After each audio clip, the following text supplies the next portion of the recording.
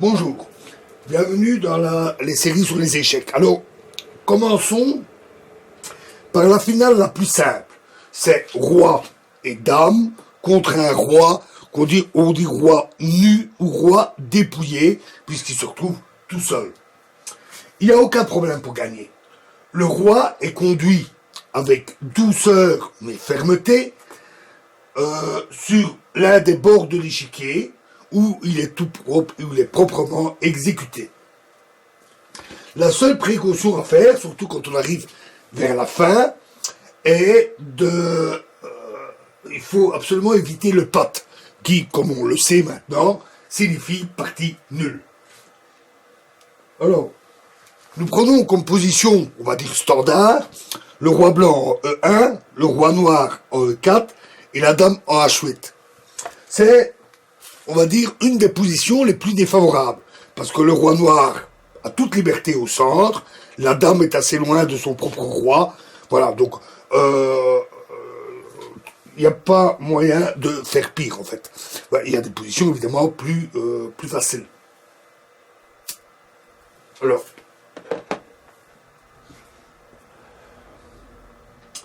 voyons ça.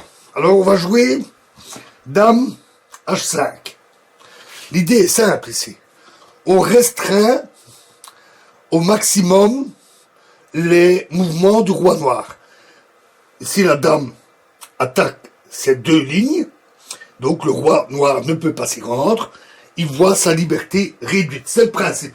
On réduit la liberté du roi noir. Le roi noir, lui, au contraire, va désespérément dans ce genre de finale, mais il va tout faire pour essayer de rester plutôt vers le centre où il a toute liberté, ou presque toute liberté, face à une dame. Donc, il va jouer roi D4 pour rester au centre. Là, on joue roi D2 parce qu'alors on restreint encore plus ses libertés. Puis, il va jouer roi E4, il revient sur sa position initiale, et on joue roi C2. Le but, c'est d'envoyer le roi noir vers le côté. Donc il faut quand même lui laisser un peu de passage pour pouvoir passer. Ici, il va rejouer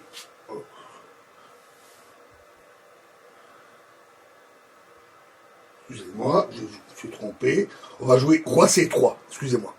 On joue roi C3, donc pour essayer de le pousser vers le bord.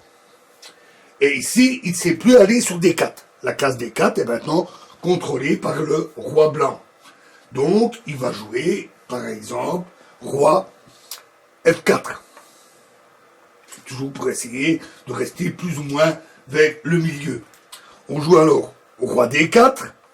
À nouveau, on bloque la case ici. Cette fois-ci, plus question d'aller dans le centre.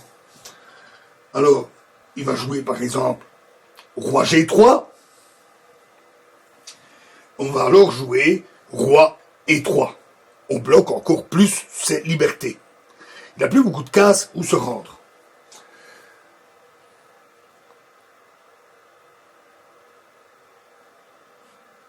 Ici, il peut jouer. Il a en fait ici plus qu'une seule case. Il ne peut pas aller ni là, ni là, ni là. Il se fait attaquer par la dame ou le roi. Il va aller donc en roi G2. Seule case. Là, on va jouer dame H4. C'est la même position, presque la même position. À nouveau, il a presque plus de liberté. Ici, il n'a que deux cases. Disons qu'il va jouer roi G1. Et alors ici, il faut faire attention. Il ne faut pas encore continuer à essayer de le repousser. Parce qu'il ne peut pas aller plus loin. Si on joue dame H3, c'est le drame. Le roi n'a plus de cases. Et il n'est pas en échec. Donc, c'est un pat. C'est la nulle. Donc il ne faut surtout pas jouer dame H3, qui serait un très très mauvais coup. Ici, le bon coup est roi F3, parce qu'alors il reste bien une case de libre pour le roi noir, c'est même la seule. Roi F1, et si on a le choix, soit dame H1, échec et mat, il n'a plus de cases libres, il est en échec. Ou alors, dame F2, à nouveau, plus de cases libres, il est en échec, la dame ne peut pas être capturée, elle est protégée par son propre roi, et donc échec et mat. Voilà, alors nous verrons une variante dans la prochaine vidéo. Je vous remercie.